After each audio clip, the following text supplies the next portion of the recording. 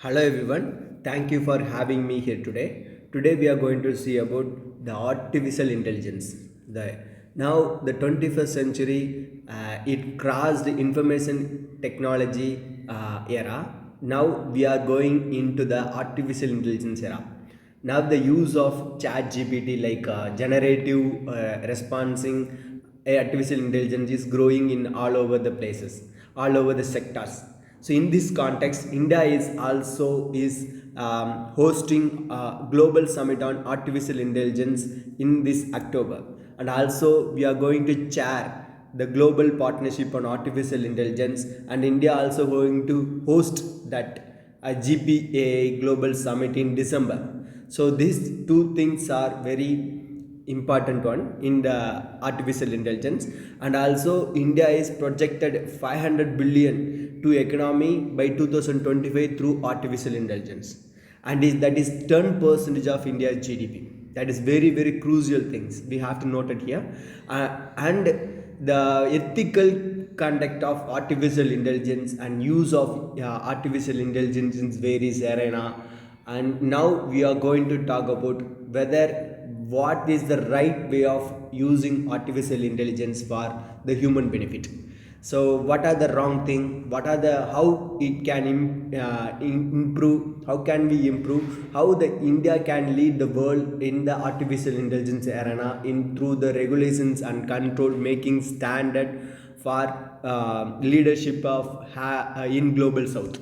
So the global south is always lagging behind the global north. So the global south needs some leadership. So through holding, through having some standard for artificial intelligence, we can make a leadership in the artificial intelligence regulations.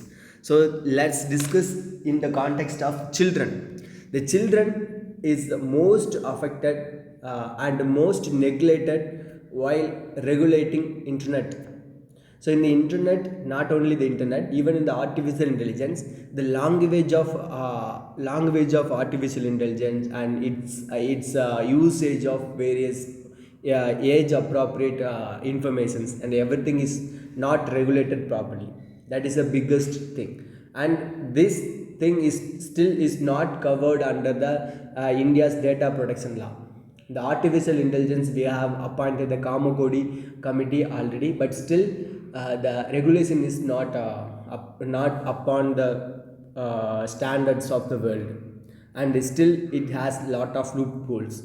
That's what going to be we are going to discover what are the loopholes we have. So normally the artificial intelligence uses the if you use the artificial intelligence elevated games, and it makes issue of addiction, and also it causes some mental health issues, and it also crucial for overall safety. It in the absence of that, data hungry AI based digital service can readily deploy opaque algorithm. It can use the opaque algorithm and also dark patterns to exploit impersonable young people. So they use the young people's data and use the dark patterns to find out their data and identifying and exploiting their data. That is, they also include use from this data. They may misinformation, they spread misinformation and radicalization and cyberbullying. Cyberbullying means trolling through the internet, and also sexual grooming. Sexual grooming for grooming means nurturing a person, a child to for sexual usage, and also doxing. Doxing means using various method for collecting the personal data. That is a doxing method. So this kind of things are happening, can be happen in the artificial intelligence era. And some enthusiastic sharers, they are regularly share their own photos of children's and families and wives and everyone's from their family. So that enthusiastic sharers can be exploited by the this kind of artificial intelligence platform. That should be noted here. So and in this era of internet, and we are sharing everything in social media, and the informations of photos and everything, and we are updating everything in the social media nowadays, that can be readable under the artificial intelligence. So it can be misused by the like whatever we said in the issues paragraph. So but still in India is not up to the mark, because still the data protection law is still not covered artificial intelligence, parenting and how to regulate for children's aspects in the artificial intelligence. So in India, it is a reverse invert type of parenting is there in digital era. How we can say that normally parents should teach how to use the internet properly, what is the safety in the internet. They should teach to the children. But in India, normally the children, they teaching how to interact with the multi interact with the interface of user interface of internet and artificial intelligence and everything. The children are becoming more brilliant than the parent, so that the parent cannot even know what are the way of approaching this kind of things. So that should be noted. So this may be become vulnerable for children. They may explore out of their own interest. It may cause some serious problem in future. So from these issues we can say that in UNICEF also gave some kind of guidance, AI based children identity guidance.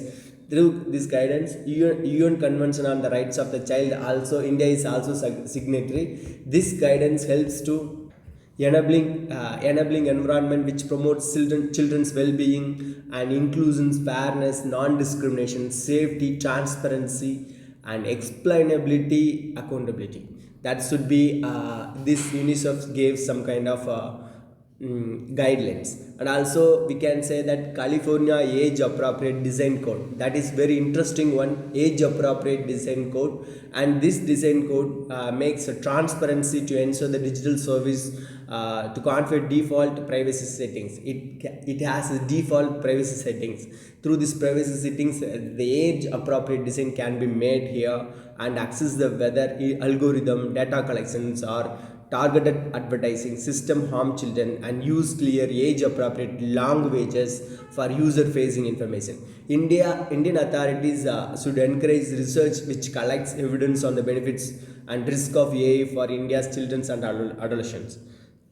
So Indian authorities should encourage the researchers how to use and what are the problems which can cause the Indian children. They should have a research on this, and they should collect some kind of problems data, and they should use for the making of policy and making of standards. And also so mechanism for regular dialogue with children to will help incorporate their inputs. So we have to, because the here victims are the children, so that we have to have a proper regular interactions with the children who are using artificial intelligence. Through that informations we can using of and collect reports and complaints from the childrens, and we can use that, we can make a law for that. So the Australia's online safety youth advisory council is doing like that only. So we can follow this Australia's model of online safety youth advisory council. So the artificial, here we concluded that artificial intelligence is growing very faster and evolving very faster, and regulations should avoid just prescriptions. So regulation just prescription is not enough. So we have to embrace the standards, that is global standard. That in that area, India should lead all over the world, and strong institutions and best practices which imbue openness, trust, and accountability should be made available as we move towards new law to regulate harms of the internet and look to establish the thought leadership on global AI regulations. Interest our children, young citizens must be front and center, and they should be aware about all the problems because of the artificial intelligence.